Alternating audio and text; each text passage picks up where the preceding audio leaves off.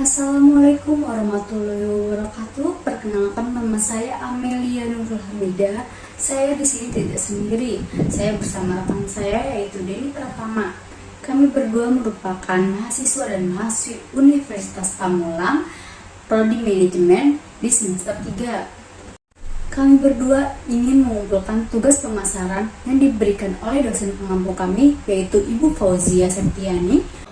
Di sini kami ingin mempresentasikan kasus tutupnya seluruh Gerai Giant, mulai dari latar belakang, analisa, juga kesimpulan. Bisnis Giant didirikan pada tahun 1944 sebagai sebuah toko kecil di Kuala Lumpur.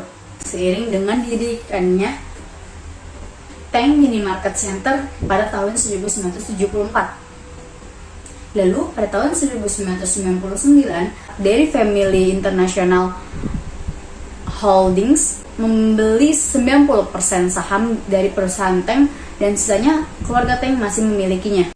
Lalu resmi 6 Gerai Giant tutup secara permanen di Malaysia. Mengapa? Karena di Malaysia terjadinya penurunan performa dan tingginya tingkat biaya operasional. Berikut ini kami akan mempresentasikan hasil analisis terkait tutupnya Gerai Giant di seluruh Indonesia.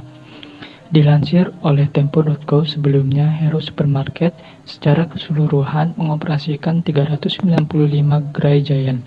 Angka tersebut akan berkurang menyusul peralihan fokus yang sedang dilakukan perusahaan. Berdasarkan laporan keuangan interim perusahaan semester pertama tahun 2021 yang tidak diaudit dan dilaporkan ke Otoritas Bursa Efek Indonesia, diketahui perusahaan masih mencatat kerugian yang cukup besar. Tahun ini perusahaan masih membukukan kerugian bersih sebesar 551 miliar rupiah dengan biaya restrukturisasi non-recurring sebesar 537 miliar rupiah yang timbul akibat restrukturisasi bisnis Giant. Kerugian bersih itu naik dibanding periode serupa tahun lalu sebesar 202 miliar rupiah. Perseroan mencatat pendapatan bersih pada semester pertama tahun ini sebesar 3,67 triliun rupiah atau turun 26% dibanding tahun lalu sebesar 4,96 triliun rupiah. Sedangkan laba kotor perusahaan mencapai 1,3 triliun rupiah, turun 20% ketimbang tahun lalu sebesar 1,28 triliun rupiah.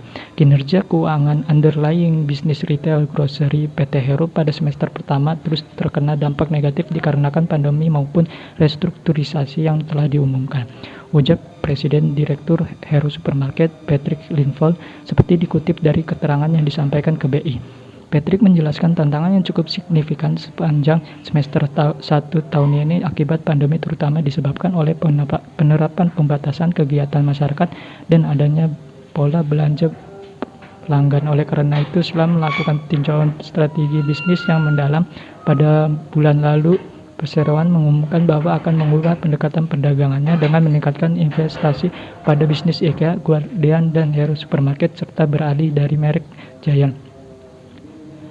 Perubahan strategi ini merupakan respon yang menentukan dan diperlukan guna menghadapi dinamika pasar yang berubah, terutama mengingat pola belanja pelanggan Indonesia yang menjauh dari format hipermarket dalam beberapa tahun terakhir, serta dikarenakan adanya pandemi COVID-19.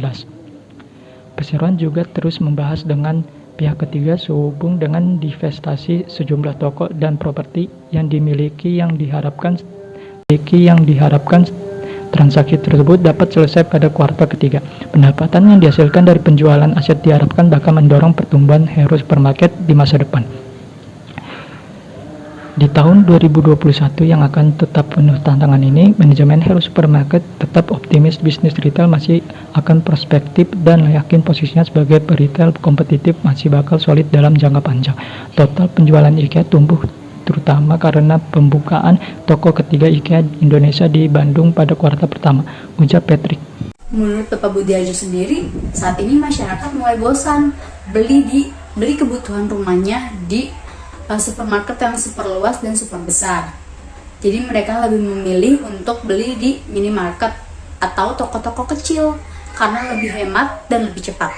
Selain pergeseran budaya belanja, tumbuhnya e-commerce atau sosial media ikut menjadi penyebab ambruknya toko-toko retail luring atau bisa disebut toko offline. Dilansir oleh Tempo.co, ternyata tutupnya Gerai Giant milik PT Hero Supermarket Indonesia (TBK) bukan karena faktor penurunan atau pelemahan perekonomian akibat pandemi COVID-19. Ketua Umum Himpunan Peritel dan Penyewa Pusat Perbelanjaan di Indonesia atau biasa disebut HIPINDO, yaitu Bapak Budi Harjo Idwansjah, memperkirakan daya tahan supermarket di Indonesia semakin melemah karena kan mulai aktifnya atau berkembangnya pembelian secara online atau sosial media. Sekian analisis dari kami terkait tutupnya Gerai Giant di seluruh Indonesia. Mohon maaf jika ada kesalahan kata yang diucapkan. Terima kasih kepada audiens yang telah menyimak penjelasan dari kami. Wassalamualaikum warahmatullahi wabarakatuh.